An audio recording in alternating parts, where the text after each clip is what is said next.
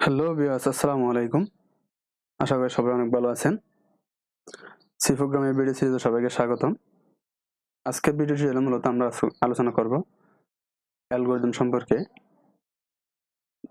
Programming ল্যাঙ্গুয়েজের খুব গুরুত্বপূর্ণ একটা টপিক অ্যালগরিদম। গত ভিডিওটি মূলত আমরা আলোচনা করছিলাম ট্রান্সলেটরের টাইপস, কম্পাইলার এবং ইন্টারপ্রেটার নিয়ে।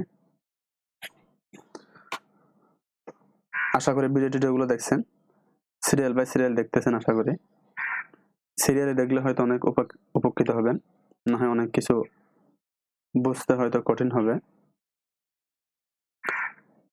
তাহলে আজকের ভিডিওতে আমরা দেখবো অ্যালগরিদম সম্পর্কে। তাহলে অ্যালগরিদম কাকে বলে, কিংবা এই প্রোগ্রামিং এ অ্যালগরিদমের ভূমিকাটা কি আসলে।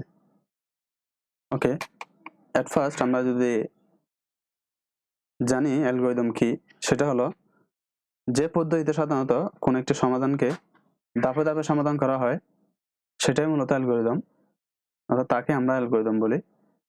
অর্থাৎ কোন একটি প্রবলেমকে আমরা যদি ধাপে ধাপে সমাধান করি সেটাই মূলত আমাদের অ্যালগরিদম। তাইলে আমি একটা সমস্যা যদি দেই, যেমন ধরেন 3টা সংখ্যার আমি যোগফল নির্ণয় করব, সেটার জন্য আমাকে যদি অ্যালগরিদম লিখতে হয়, তাহলে এই প্রবলেমটা আমরা কিভাবে সলভ করব অ্যালগরিদমের সাহায্যে। তাহলে চলুন দেখি। সেটা হলো এই যে ধাপ 1, এট ফার্স্ট হলো আমাকে কি করতে হবে, আমাকে প্রোগ্রামটা শুরু করতে হবে। এই যে আমি কি করলাম এই জায়গায়, এটা হলো প্রোগ্রাম শুরু, প্রোগ্রামটা শুরু করতে হবে। এরপরে যে ধাপটা আসবে ধাপ 2, ধাপ 2তে সাধারণত আমরা যে কাজটা করি সেটা হলো আমরা আমাদের যে কাঙ্ক্ষিত প্রবলেমটা থাকবে ওই প্রবলেমের জন্য আমার যে ভ্যালুগুলো আমার ইনপুট নেওয়া লাগবে সেই কাজটা আমরা করে ফেলি। হ্যাঁ, তাইলে সেকেন্ড ধাপ হলো ইনপুট নেওয়া। থার্ড কিংবা এরপরে ইনপুট নেওয়ার পর আমার যে কাজটা হবে, ওই ইনপুট যেগুলো নিছি আমি সেগুলোকে আমাকে প্রসেস করতে হবে। অর্থাৎ আমি কি কারণে ইনপুটগুলো নিলাম, তাহলে প্রক্রিয়া। তাহলে কি বলেন তো, আমার থার্ড যে ধাপটা, অর্থাৎ আমার ইনপুট নেওয়ার পরবর্তী ধাপটা হলো আমার কি করতে হবে, প্রক্রিয়াজাত করতে হবে। ঠিক আছে, প্রক্রিয়া অর্থাৎ প্রসেস। এরপরে আমি কি করলাম, আমি প্রোগ্রামটা শুরু করলাম, শুরু করার পর ইনপুট নিলাম, ইনপুট নেওয়ার পর আমি এগুলাকে প্রবলেম অনুযায়ী প্রক্রিয়াজাত করলাম কিংবা প্রসেস করলাম। প্রসেস করার পরে এরপর ধাপে হবে এই যে আমার প্রক্রিয়া, অর্থাৎ প্রক্রিয়াজাতকৃত যে আমার প্রসেসকৃত যে আউটপুটটা সেটাকে প্রদর্শন করতে হবে। অর্থাৎ এরপরে কাজটা আমার তাহলে কি বলুন তো, আউটপুট। এরপরে কাজটা হবে আউটপুট। ওকে, তাহলে আউটপুট প্রদর্শন করার পর আমার তার কিছু দরকার নেই, অর্থাৎ আমি আমার কাঙ্ক্ষিত জিনিসটা পেয়ে গেছি। তাহলে এরপরে কাজটা হবে আমার কি, আমার প্রোগ্রামটা শেষ। যেহেতু আমি আমার আউটপুট পেয়ে গেছি, তাহলে আমি অবশ্যই আমি এখানে আর থাকবো না। তাহলে এট ফার্স্ট কি করলাম আমরা, এট ফার্স্ট আমরা প্রোগ্রামটা শুরু করলাম, শুরু করার পর আমরা প্রোগ্রামের অর্থাৎ প্রবলেম অনুযায়ী আমরা ভ্যালু ইনপুট নিলাম, ইনপুট নেওয়ার পর আমরা এগুলোকে প্রসেস করলাম, প্রসেস করার পর আমরা প্রসেসকৃত যে মান সেটাকে আমরা আউটপুট কিংবা প্রদর্শন করলাম।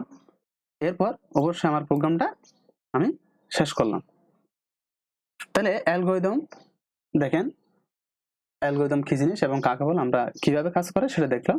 দেখার পর আমরা যদি অ্যালগরিদমের সাধারণত কিছু বেসিক কিছু বৈশিষ্ট্য এবং কিছু সুবিধা আছে, সেটা হলো দেখেন অ্যালগরিদম সাধারণত সহজবুদ্ধ হতে হবে এবং প্রত্যেকটি যে ধাপ আছে আপনার এই ধাপগুলা, এই যে দেখেন এখানে স্টেপ 1, স্টেপ 2, স্টেপ 3, 4, 5 এভাবে লিখছেন না, শুধু যে এখানে 5টা ধাপ হবে তা না, আমার প্রবলেম অনুসারে আমার ধাপের কিংবা স্টেপের সংখ্যাটাও বৃদ্ধি হবে।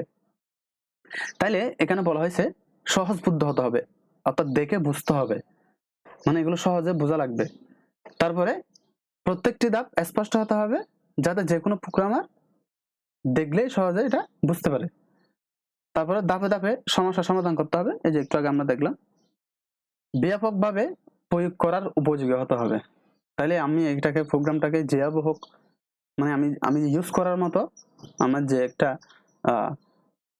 একটা ওয়ে সেটা আমাকে ক্রিয়েট করতে হবে। এটা হলো বৈশিষ্ট্য, অর্থাৎ অ্যালগরিদমের এই বৈশিষ্ট্য থাকা লাগবে। এরপরে অ্যালগরিদমের কিছু সুবিধা আছে। তারপর সেটা হলো প্রোগ্রামের উদ্দেশ্যে সহজে বুঝতে পারে। তাহলে প্রোগ্রামের যে উদ্দেশ্য থাকে সাধারণত ওই উদ্দেশ্যটা সহজে আমরা বুঝতে পারি এই অ্যালগরিদমের সাহায্যে। এরপরে ভুল নির্ণয় করার জন্য সাহায্য করে, যেহেতু আমি এটা হলো প্রোগ্রামিং আপনার অ্যাপ্লাই করার পূর্ববর্তী যে প্রস্তুতি সেটাই মূলত অ্যালগরিদম ফ্লোচার্ট।